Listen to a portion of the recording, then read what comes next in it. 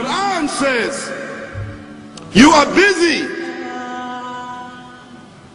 piling up, calculating, developing your careers, your money, your occupation, your wealth, until you visit the graves. Think about it. When was the last time that you went to a funeral? Was it your mother? Was it your father? Was it your grandfather? Was it your uncle? Was it your cousin? Was it your friend? Was it your wife? Was it your husband?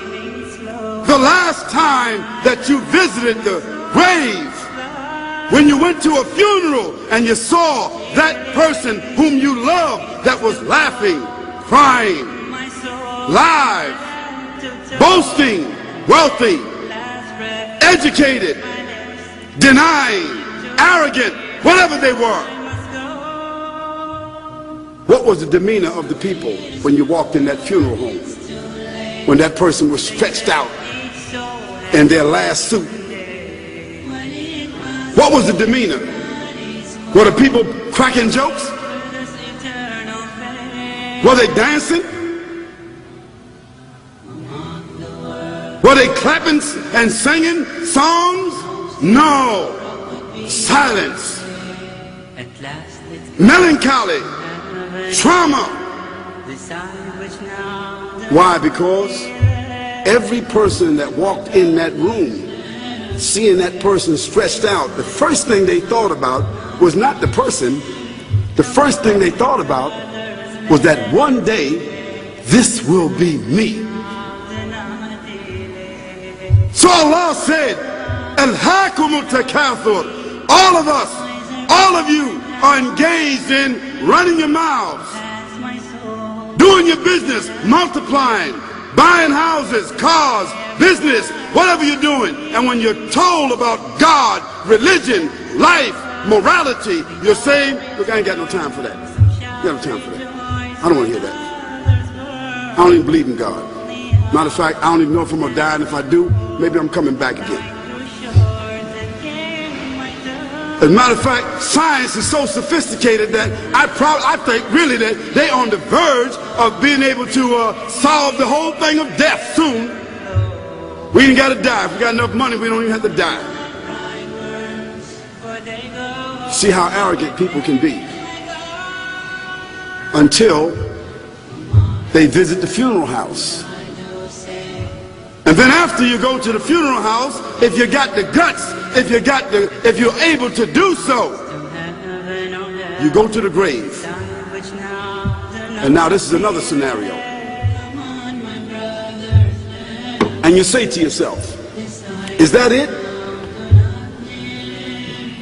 I mean, 50, 60 years, scraping, struggling, scheming, lying, stealing, fornicating, jumping up and down, begging, working, and this is the end of it? I mean, is this what's going to happen to me? Are they going to be dropping me into a hole in the ground? A hole in the ground, the same hole that a cat digs after it defecates. Just a little deeper.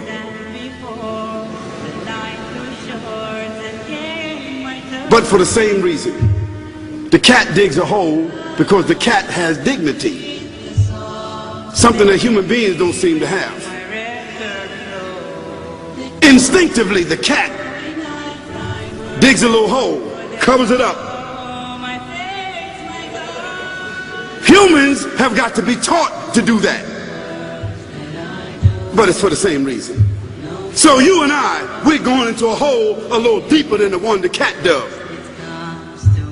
And all the people that's crying, pulling out their hair, screaming, almost acting like they're falling in the thing with you. They want to just jump in there with you.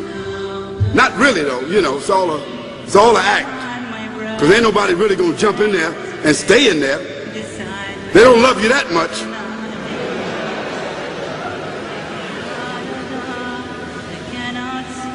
And then after all the shoveling get done, and they fill it up, and the box, you can't even see the box no more, the coffin that cost $5,000. I don't know what did they burn somebody a $5,000 coffin for? I mean, if I was a funeral director, after they left, I would dig them back up and put them in another box and take that box back.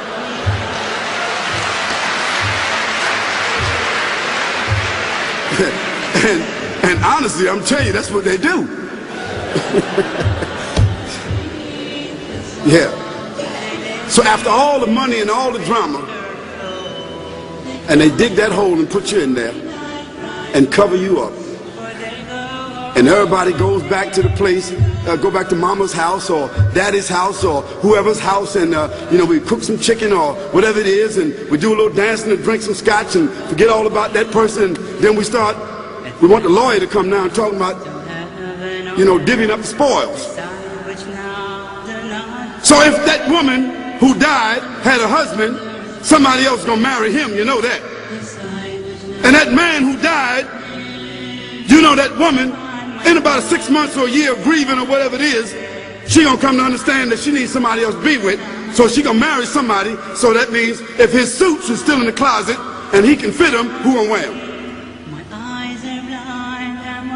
So it really means that after all this time, and the people walk away from that grave, it's over. What about that person in the grave? What's happening? Because you know and I know that death is almost like sleeping. Death is like sleeping. Your body is gone. Your body is dead. Your spirit is gone. But your consciousness is there. Yes, brothers and sisters, you and I are going to know when the people put us in that box and put us in the grave. We are going to know. Your spirit is gone. You can't shout. You can't call out. You can't say, don't leave me here. But you're going to be hearing and you're going to be seeing, because that's a different kind of consciousness. But you can't move. And in that grave, this is when the real trauma is going to begin. Because there's a reason for humans to go inside the grave. If the Creator wanted to, He could have caused us to live and then disappear into the atmosphere. But He didn't. He caused us to go into another womb called the tomb. You started out in the womb of your mother, and you wind up in the womb of the earth called the tomb. From the womb to the tomb. This is the whole trip. And this is what you have to think about.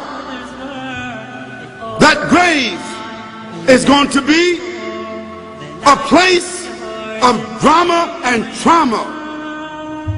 A place where you're going to be questioned before you're resurrected. What happens in the winter? All the leaves fall off the trees and the earth goes dead. And what happens in the springtime? The water comes, generates the earth again, germinates all over again, new grass, new leaves, new flowers, new fruits. So Allah says, and a sign for them is the dead earth. After that, we give it life. And then you eat the fruits from that. So Allah says, the one who gave you life in the beginning, is He not able to give you life all over again in order to judge you? Yes, certainly. You may want to deny it because you don't want to be judged. But you will be judged.